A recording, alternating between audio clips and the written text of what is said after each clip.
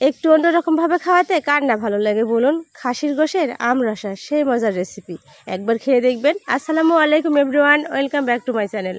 প্রতিদিনের মতো চলে এসেছি আমি শিউলি একটা শিমু নতুন একটা ভিডিও নিয়ে আপনাদের মাঝে। দেখতেই পারতেছেন যাদের আমি দেখাচ্ছি, আসলে আমি ওদের না দেখালে আমার ভালো লাগে না। সেটা হচ্ছে আমার পরিবারের সদস্য রাজা এবং রানী, মানে পাখি দুটা। ওদেরকে আমি যতটা ভালোবাসি তার থেকে বেশি ভালোবাসে আমার মোহাম্মদ সোনা। সে তো মহা খুশি, তার আজ বার্থডে। সে আমাকে আম দিয়েছে, আম দিয়ে আমরসা খাবে। আমি রান্না করতে যাব, কিন্তু তার আগে আমার একটু ভালো লাগে না যদি আমি আমার রাজা রানীর সাথে দেখাটা করি। এর আগে আমি পাখি পুষেছিলাম, সেই দুইটা পাখির থেকে অনেকগুলো পাখি হয়েছিল আমার, কারণবশত সেই পাখিগুলো আমার নষ্ট হয়ে যায়। তারপর চলে আসলাম আমার রান্নার রুমে রান্না করতে।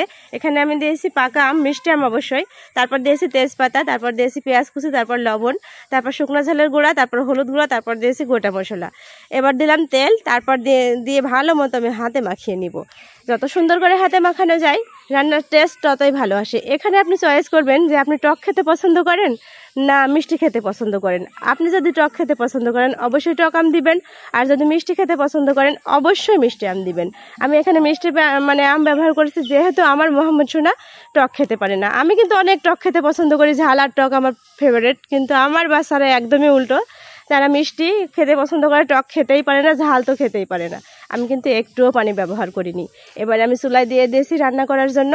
এবার আমি চুলায় দিলাম, যখন পানি বের হয়ে আসবে এখানে আমি তখন অ্যাড করব আমার বাটা মশলাগুলো। এখানে রান্না চলতেছে, তারপরে একটু পানি বের হয়ে এসেছে, আপনারা দেখতেই পারতেছেন।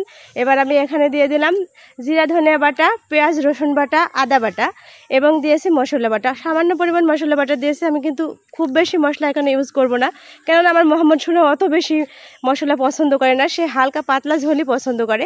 তারপর দিয়ে আমি ভালো মতো এবার কষিয়ে কষিয়ে রান্নাটি করে নেব। আমার মনে হয় প্রত্যেকটা মানুষই, প্রত্যেকটা মেয়েরা চায় তার প্রিয়জনকে ভালো মতো খাওয়াতে, সুন্দর করে খাওয়াতে, কিন্তু অনেকেই আছে একই রকমভাবে রান্না করে এবং সেই রান্না খেয়ে পরিবারের সকলেই বোর হয়ে যায়। একটু বুদ্ধি খাটিয়ে সুন্দরভাবে রান্না করে দেখবেন, পরিবারের মানুষগুলো কত খুশি হয়ে যায় আর এত মজা করে খাবে যখন তাদের মুখ দেখলে নিজেরই অনেক শান্তি। তারপর যখন কষানো হয়ে এসছে তখন পানি দিয়ে পরিমাণ মতো ঝোল দিয়ে আমি ঢাকনা দিয়ে ঢেকে দিলাম। কিছুক্ষণ পর আমার তরকারিটা ফুটে উঠেছে। মাশাআল্লাহ, কিছুক্ষণের ভিতরেই আমার রান্নাটা হয়ে যাবে। এই রান্নাটা যে কত মজার ছিল, আসলে এই কুরবানির ঈদে একই রকমভাবে গোশ খেতে অনেকেই ক্লান্ত। আপনারা যদি এইভাবে একবার রান্না করে পরিবারের মানুষকে দেন, আমার মনে হয় খেতে তারা খুবই পছন্দ করবে। এই রান্নাটি আম দিয়ে খেতে খুবই ভালো লাগে, কাঁচা আম হোক কিংবা পাকা আম। এক একটা রান্নার এক এক রকম স্বাদ, পাকা আমের এক স্বাদ আর তারপর কাঁচা আমের আর একটা স্বাদ। তারপর আমি একটু ডেকোরেশন করে নিয়েছিলাম, যে ঝালগুলো দিচ্ছি না এই ঝালগুলো কিন্তু সব আমি খেয়ে নেব, কারণ আমি খুব ঝাল খেতে পছন্দ করি আর আমার পরিবারের মানুষ তার ঠিক উল্টো।